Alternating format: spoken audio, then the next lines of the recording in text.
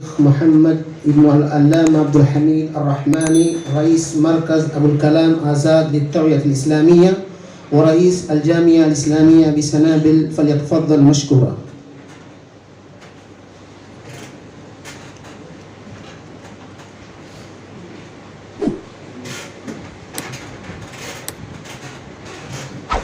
السلام عليكم ورحمة الله وبركاته. بسم الله الرحمن الرحيم. الحمد لله الذي خلق السماوات والأرض وجعل الظلمات والنور، والحمد لله الذي فضل العلم على الجهل، وأشهد أن لا إله إلا الله وحده لا شريك له، وأشهد أن محمدا عبده ورسوله صلى الله عليه وعلى آله وأصحابه ومن تبعهم بإحسان إلى يوم الدين وسلم تسليما كثيرا.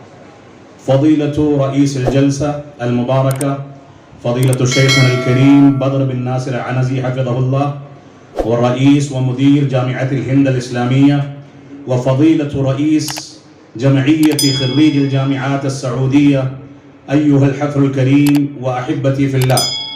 قال الله تبارك وتعالى: أعوذ بالله من الشيطان الرجيم، فلولا نفر من كل فرقة منهم طائفة ليتفقهوا في الدين ولينذروا قومهم إذا رجعوا إليهم لعلهم يحذرون.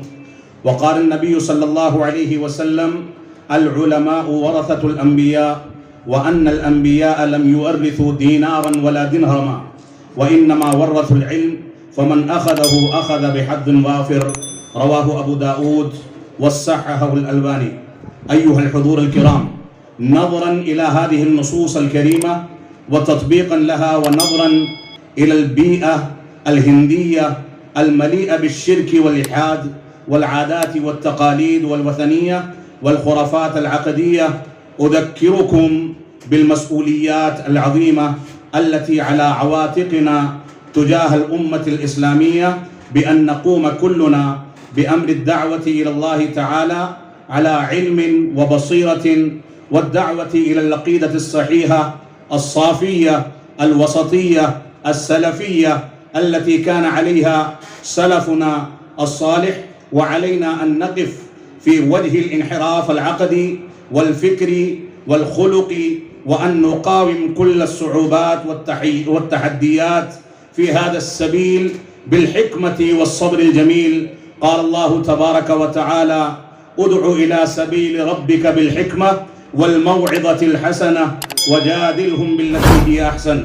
أيها الأحبة في الله، لا يغرنا كلمة التخرج أو الخريجين ظنا منا بأننا أصبحنا علماء كفاء. نحن طلابا، وعلينا أن نحرص على بقائنا طلبة للعلم، وعلينا أن نصرف أوقاتنا الثمينة في طلب العلم، وأن نحرص على الاستفادة من العلماء الأفاضل، وعلينا التردد دائما إلى المكتبات والأماكن العلمية. أيها الجمع المبارك، لا تخافوا على وجودكم، ولكن تحفظوا على أمور دينكم، الله يحفظكم. قال الله تبارك وتعالى: فلا تخافوهم وخافوني إن كنتم مؤمنين. وقال النبي صلى الله عليه وسلم: لا تزال طائفة من أمتي ظاهرين على الحق لا يضرهم من خذلهم. يكفينا هذه البشارة العظيمة: لا يضرهم من خذلهم حتى يأتي أمر الله. فعلينا أن نتمسك بالكتاب والسنة وفهم سلف الأمة. إخوتي في الله، عليكم أن تحترموا نظام بلدانكم، وتهتموا بالأعمال الصالحة والأخلاق الفاضلة، واختاروا طريقة واضحة للتعايش مع الآخرين، وتحمد الله تعالى على تسهيل أمور التعايش في المجتمع الهندي، والحمد لله على ذلك. أشكر المولى الكريم على توفيقه إيانا لهذه الفرصة الطيبة لهذا الاجتماع المبارك.